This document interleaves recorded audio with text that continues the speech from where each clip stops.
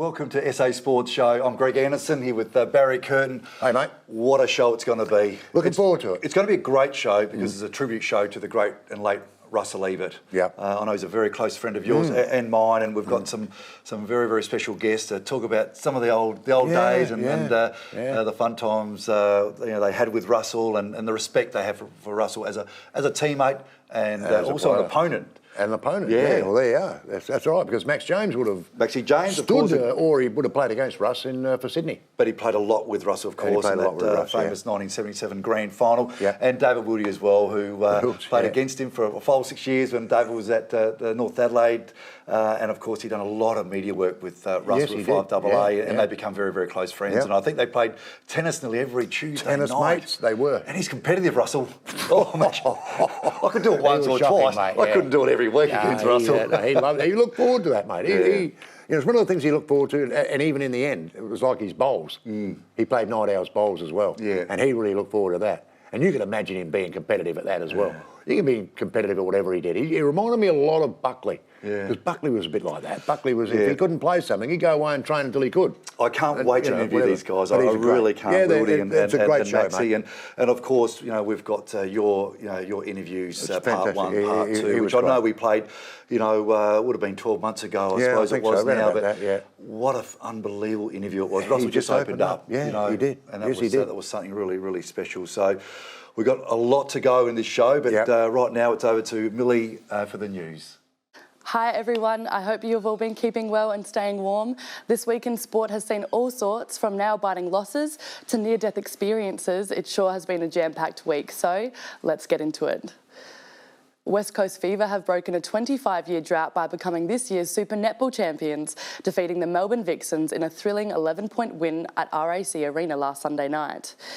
From the start of the first quarter, West Coast were ready to pounce as goalkeeper and captain Courtney Bruce set the tone with 5 deflections.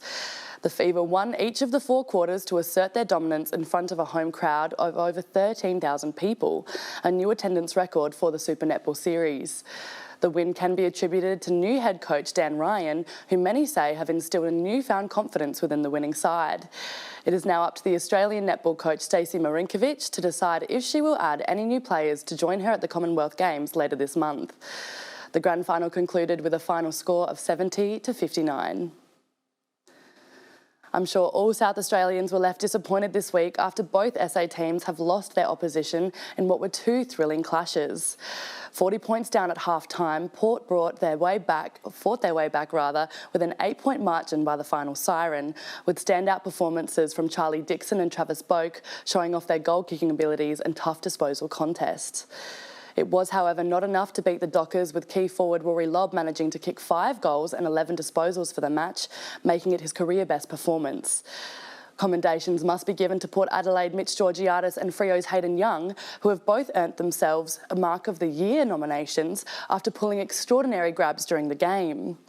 Georgiadis had an absolute hanger of a mark when he climbed above Fremantle backman Brennan Cox in the 3rd quarter, whilst Dockers' Hayden Young sent the crowd wild when he used Lockie Jones as a stepladder during the 2nd term. Port fell short and concluded the game with a final score of 99-91.